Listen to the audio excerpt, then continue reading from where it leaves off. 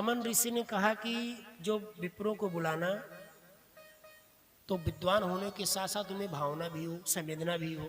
ऐसा नहीं कि पढ़ा लिखा ही विद्वान बुला लो, दक्ष की तरह। दक्ष ने भी विद्वान बुलाए थे लेकिन पढ़े लिखे बुला लिए। उनको ये जानकारी नहीं थी कि अगर यज्ञ कर रहे तो इसकी वास्तविक स्वरूप क्या है, इसका उद्देश्य क्या होना चाहिए, यज्ञ का ज्ञान ही नहीं था।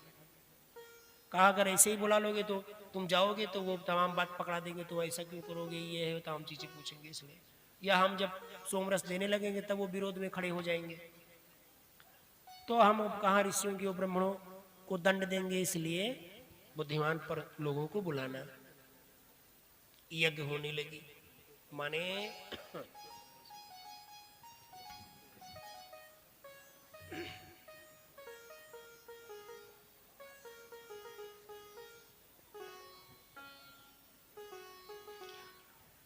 अब अश्विनी कुमारों को बुलाया गया।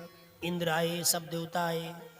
जब अश्विनी कुमार का इंद्र देखें तो कहीं कि मने इनका काहे बुलाया होगा, आज के पहले तो उनको नहीं बुलाया गया था।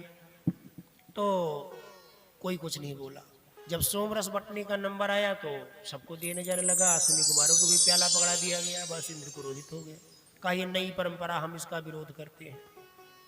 तो चमन ने कहा नहीं, परंपरा दूषित थी, इसको हमने संशोधन कर दिया। इनको क्यों ना रस सोमरस मिले, आखिर में देवता ये भी तो हैं। बात आगे बढ़ गई तो इंद्र फिर राजसी प्रवृत्ति के, तो राजसी और तामसी प्रवृत्ति वालों को गुस्सा बहुत जल्दी आ जाता है। और गुस्सा आ जाओ तो फिर गुस्से में क्या बोल जाओ ये भी नहीं। राजसी प्रवृत्ति वाला कुछ संभाल सकता है, तामसी प्रवृत्ति वाला तो बिल्कुल नहीं, कि क्या बोल रहा है और क्या कर रहा है तनी भी एहसास नहीं रह जाता। तो इंद्र ने कहा सुनहो मुनने, सुनहो मुनहि ध्यान करे काना, सुनहो मुनहि ध्यान करे काना, कटिहउ तव सिर कठिन कृपाना, कटिहउ कठिन कृपाना। कहा चमन से कह रहा तुमने इसको प्याली दे दी तो हम आपका सिर धड़ से अलग कर देंगे। अच्छा, धड़ से अलग कर दोगे? प्याली को पकड़ा दिया। इंद्र ने वज्र उठा लिया कि इसको मार देंगे। तो चमन ऋषि ने स्तंभित कर दिया, वहीं पर स्तंभित हो गए, न हिलते हैं न डुलते हैं, मूर्तिवत। क्रोध आया, आहुतियां डालने लगे। क्रोधित मुनि आहुति तब डाला, क्रोधित मुनि आहुति डाला, प्रगटा कठिन नयन दते काला, प्रगटा कठिन नयन दते काला, क्रोधित मुनि आहुति तब डाला, क्रोधित मुनि आहुति तब डाला, प्रगटा कठिन दैत्य।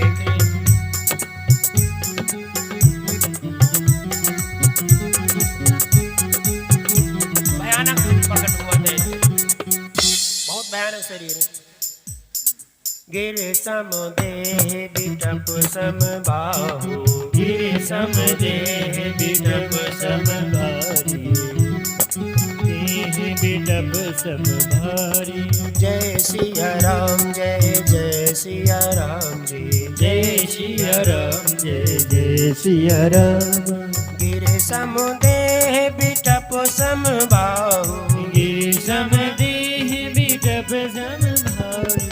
जय सिया राम जय जय सिया राम, जय सिया राम जय जय सिया राम, जय सिया राम जय जय सिया राम।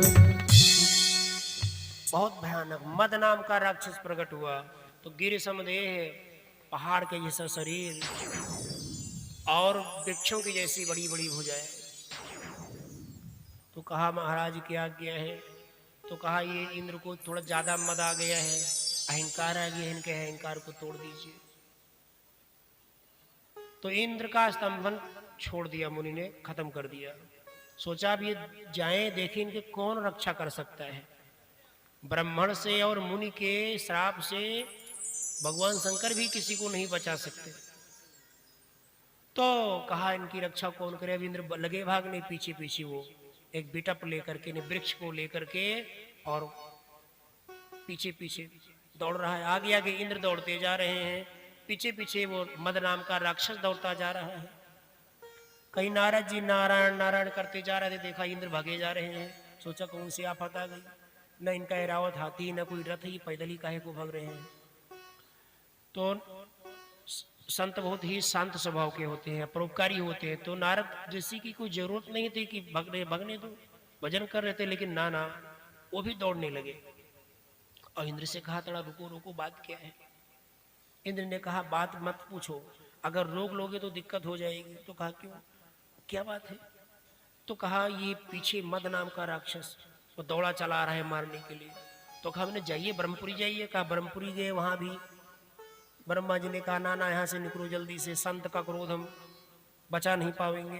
तो कहा शंकर जी के धाम जाइए। कहा वहां भी भगवान तो ध्यानस्थ थे भगवान शंकर, क्या करे उनकी भी परिक्रमा करके भाग आए। तो कहा बैकुंठपुरी जाइए। तो कहा उधर से भी आ रहे हैं, अभी उधर से ही आ रहे हैं, अब हम कहाँ जाएं। तो नारद जी भी दौड़ने लगे, सोचा भी इनका उपकार कर दें, संत का दर्शन हो जाए, संत से वार्तालाप हो जाए, फिर परोपकार, फिर कल्याण न हो तो बेकार है फिर। तो नारद ऋषि से वार्ता हुई, नारद ऋषि का दर्शन हुआ, तो सोचा कल्याण करें। तो कहा जाइए दोबारा उन्हीं ऋषि के पास में जिन्होंने इसको भेजा, वही इसको नष्ट कर सकते हैं। गए, उत्तर वाले दरवाजे से निकले थे, दक्षिण वाले दरवाजे से प्रवेश के धाम से ऋषि के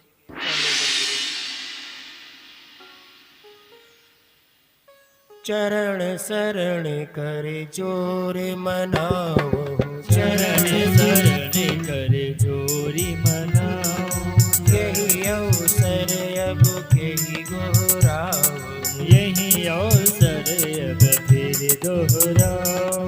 मोह पर कृपा करहु मुनीसा, मोह पर कृपा करहु नीसा, हो प्रसन्न देहु आशीषा, ओम प्रसन्न देहु आशीषा। जय सिया राम जय जय सिया राम, जय सिया राम, जय जय सिया राम। हाँ महाराज, अब आप ही बचा सकते हैं। तो ऋषि चमन ने मद नामक राक्षस को यज्ञशाला के बाहर ही रोक दिया। अब वो खड़ा रहा। इसे कहते हैं कृत्या चलाना। जब किसी पर कृत्या चलाई जाती है तो वो क्या होता है, कृत्या उसको ले डूबेगी या जिसने चलाया उसको ले डूबेगी। अब वो खड़ा हो गया, जीभ लपलपाता हुआ, आग जैसी जीभों को लपलपाता हुआ राक्षस खड़ा है। अब ऋषि ने सोचा अब क्या करे। तो सोचा इसको भाई काम दिया था, अब वो जिसको मारने के लिए बोला वो हमारी शरणागत है, इसलिए सोचा इसको बांट देते हैं। कहा तुम जाओ नष्ट करना, बिल्कुल तुम्हारा काम है नष्ट करना, तो नष्ट करना। तो कहा किसे नष्ट करेंगे। तो 4 भाग में उसको बांट दिया। 4 भाग मद कीन्हे मुनीसा, 4 भाग मद कीन्हे मुनीसा, 4 भाग मद कीन्हे मुनीसा, 4 भाग मद कीन्हे मुनीसा, 4 भाग मद कीन्हे मुनीसा।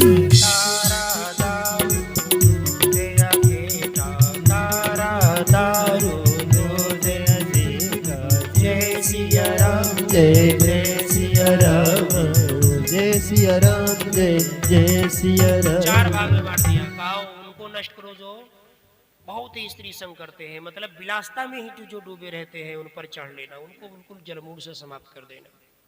अच्छा, और जो खूब दारू पीते हैं, दारू में आकंठ डूबे रहते हैं, उनको भी जड़मूल से खत्म कर देना बिल्कुल। अच्छा, जो बिल्कुल समय थोड़ा खाली मिला बस शुरू कर दिए, नहिला पकड़ दहिला पकड़ जो भी होता है इधर, वो सब चालू कर दिया। जो दूध खेलते हैं, जुआ खेलते हैं, उनको जाओ नष्ट करो। और जो जंतुओं की हिंसा करते हैं, अपने मनोरंजन के लिए चिड़ियों को मार दिया, बगुले को मार दिया, बतख को मार दिया, चिड़िया पाल रखी है, मुर्गा पाल रखा है, तोता पाल रखा है, परेशान करते हैं उनको, तो उनको भी खत्म करो। ये 4 भाग में मद को कर दिया। तो बुद्धिमान पुरुष जो होते हैं, अति भोग, ज्यादा भोग प्रधान जीवन को मत बनाइए। भोग प्रधान जीवन होगा, जब तकलीफ आएगी तो फिर हाहाकार मचेगा, तन में भी और मन में भी। और ना मानो तो कोरोना काल में पूछ लीजिए एसी वालों से, कूलर वालों से, फ्रिज वालों से। ठीक है, इसलिए शरीर को संतुलित रखिए, सम रखिए, भोग भी करिए और तो तप भी करिए। तो तितिक्षा एक प्रकार का तप होता है, उसे करना सीखिए। जैसे आप सत्संग सुन रहे हो, निश्चित रूप से किसी के पैर में झुंझुनी चढ़ गई होगी, किसी का कमर दर्द कर रहा होगा, तो ये तितिक्षा हो गया। अभी ना कहो नींद आवत है या हो तितिक्षा होगा, वो नहीं, ये आलस्य कहते हैं इसे। तो जो लेकिन कष्ट सहते आप सुन रहे हैं, अगर सुन रहे हो तो फिर मान लीजिए आप तप कर रहे हो। और यहाँ पर एक बात और, जैसे आज अंतिम दिवस है तो एक बार और बता दे, बात तो छोटी है लेकिन मामला बहुत बड़ा है उसमें। देखिए, यहाँ जो सत्संग सुनने आवे वो ऋषि होता है। किसको बुलाएंगे? ऋषि को बुलाते हैं। जब भी कोई कहो सत्संग है हमारे यहाँ आइयो, तो ये भावना करके जाइए कि ऋषि है, क्योंकि सत्संग को 88,000 ऋषियों ने सुना, आप सब ऋषि हो। और जब ऋषि को बुलाओ तो उनके बैठने का सही इंतजाम न करो तो समझो बेकार है मामला। इसलिए कुछ लोग आना भी चाहते हैं, लेकिन अब देखा कि अब मैटी है, उस पर कुंटल भर बारू पड़ा है, तमाम करकट कीचड़ है, गंदगी लगी हुई है, तो कैसे बैठेंगे? ऋषिगण ऐसे थोड़ी बैठेंगे। अतिथि देवो भव, जो लोग आते हैं वो देवता स्वरूप आ रहे हैं, इसलिए उनके बैठने का उत्तम इंतजाम करिए, तब लोग आना पसंद करेंगे। बात छोटी है लेकिन बहुत गंभीर समस्या है इस बात की, कोई ध्यान नहीं देता, तो इसको ध्यान रखना चाहिए। तो बुद्धिमान पुरुषों को इन पर ध्यान नहीं देना चाहिए। तो इस प्रकार जो है, जो यज्ञ में विषमता आ गई थी, चमन ऋषि ने उसको सम कर दिया। तो जिस प्रकार सुकन्या ने समझा कि मेरा पाप है, मेरे को भोगना पड़ेगा, वैसे ये भी समझिए कि मेरा पाप तो मेरे को भोगना। अच्छा बताइए, पुण्य किया तो कौन भोगेगा? हमने पुण्य किया है, अगरबत्ती लगाई है, भगवान भजन किया है, कीर्तन किया है, तो इसका फल कैसे मिलना? मुझे मिले, पड़ोसी को बिल्कुल नहीं मिलना चाहिए। और अगर कोई पाप बन पड़ा तो पड़ोसी पा जाओ इसका फल। हे महाराज, ये पाप किन्हें कोई दूसरे ऊपर लाद दी तो ठीक रहा। ऐसा नहीं हो सकता। डबल स्टैंडर्ड वाली बात बिल्कुल लागू नहीं होती यहाँ पर। इसलिए पाप भी तुम्हारा, पुण्य भी तुम्हारी। तो होश में आकर के अपने कर्मों का संपादन करिए, कर्मों को करिए। तो ये चीज हो गई। कई बज गया?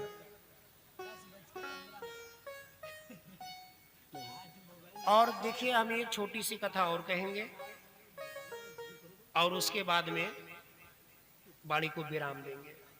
10 बजे तक, 10:15 बजे तक बंद कर देंगे, क्योंकि इधर अभी कल भंडारा भी इन लोगों को करनी है, और रात भर हम लोग प्रवचन ही करते रहेंगे तो सुबह इन लोगों की आंख नहीं खुलेगी। वो भी बहुत जरूरी है। देवी देवता आएंगे भोजन आदि करने के लिए, तो उनकी व्यवस्था देखनी भी बहुत जरूरी है। इसलिए बहुत ही कम समय में एक छोटी सी कथा कह करके और समाप्त करेंगे बात को। उससे पहले भगवान के प्यारे नामों का स्मरण करो। सीताराम सीताराम सीताराम, जय सीताराम सीताराम सीताराम, जय सीताराम सीताराम सीताराम सीताराम, जय सीताराम सीताराम सीताराम सीताराम कहिए।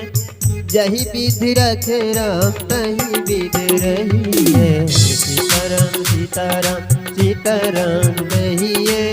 जही विधि रखे राम तही विधि रहिए। सीताराम सीताराम सीताराम कहिए।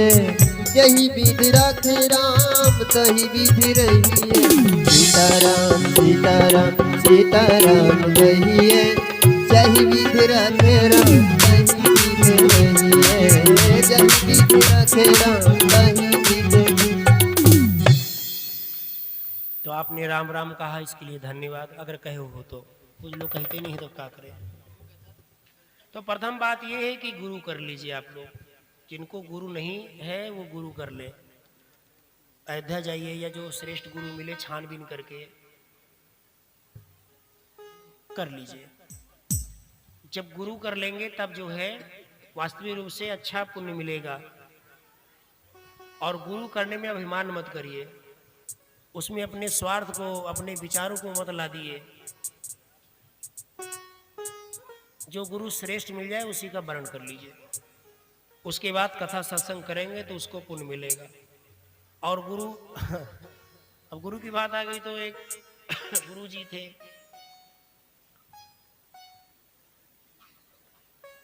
तो गुरु जी से किसी शिष्य ने कहा कि मेरे को चेला बना लो महाराज, हमको चेला बना लीजिए। गुरु जी ने कहा ठीक है भाई, चेला बना लेते हैं। अब चेला बन गया। एक दिन गुरु जी बैठे कहीं पर, कहीं आसन वासन पर बैठ करके, जो चौकी आती है उस पर बैठ करके भजन कर रहे थे। अब भगवान को स्नान करवाया, चंदन वंदन लगाया, तो कहा तुलसी तो आई ही नहीं। तो चेला को पुकारा, 2-4 चेले थे, कहा इधर आए गुरु जी। तो कहा जाओ तुलसी ले आओ। तो एक चेले ने कहा मुझे गुरु जी तुलसी पता ही नहीं कैसी होती है। तो दूसरे ने मन में सोचा ये तो निकल गया। दूसरे से कहा ठीक है ये नया है, इसको नहीं पता है, तुमको तो पता है, तुम तुलसी ले आओ। तो दूसरा वाला पहले वाले से कहता है ऐसा तुम तुलसी नहीं जानते हो, आपको तुलसी नहीं पता? तो कहीं बिल्कुल नहीं पता। कहीं वो केले के जैसे बड़े बड़े पत्तों वाली तुलसी, उसे तुम नहीं पता। गुरुजी ने कहा ये दोनों महाधूर्त हैं। तो गुरुजी ने कहा ठीक है भाई, अब बहुत विडंबना है, आपको तुलसी नहीं आती, कोई बात नहीं, हमारा तखत उठाइए तुलसी के पास ले चलिए। तखत, अब चेला फंस गए, तखत को कांधे पर ला दे, तुलसी के पास ले गए। तुलसी को गुरुजी ने चुना और चेलों से कहा देखो भाई तुलसी आप लोगों ने छीन लिया होगा, अब तो शायद मुझे नहीं लगता कि तुम लोग तुलसी को भूल जाओगे। तो ऐसा चेला भी मत बनिए, आलस वाली बात मत करिए। गुरुजी ने कहा जो मंत्र जपिए तो उसे जपिए, चाहे मन में कभी संदेह क्यों ना हो जाए, लेकिन आप जपते रहिए, ये चीज होनी चाहिए। तो प्रथम गुरु मंत्र गुरु जी कर लीजिए, गुरु मंत्र ले लीजिए। अब हम इस पुराण के उत्तरार्ध में चलते हैं जो जीवन के लिए बहुत अभिन्न है, बहुत जरूरी है, उसे समझिए। फिर कथा को बस 10 मिनट में समाप्त करके विराम करते हैं। दान पुण्य करते रहेंगे, मुक्ति का लाभ मिल जाएगा, यहीं पर आप मुक्त महसूस करेंगे। यानी तब जब दान करते हैं, पुण्य करते हैं, तो आपको जो है अपने आप का विस्तार होता है। भाई किससे दान करेंगे? जिसके प्रति संवेदना होगी, जिसके प्रति लगाव होगा। तो दान किससे किया जाए? दान उसे किया जाए जो दान के पात्र हो। तो ये 2 चीजें समझ लीजिए। और इस पुराण का जो उपसंहार हुआ है ये गायत्री मंत्र के साथ में हुआ है। तो अपनी जिंदगी में गायत्री मंत्र जरूर जपिए, इससे बहुत ही कल्याण होगा। गायत्री के महामंत्र से जीवन के सब पाप हरो, सुंदर सुखी बनेगा जीवन, गायत्री का जाप करो।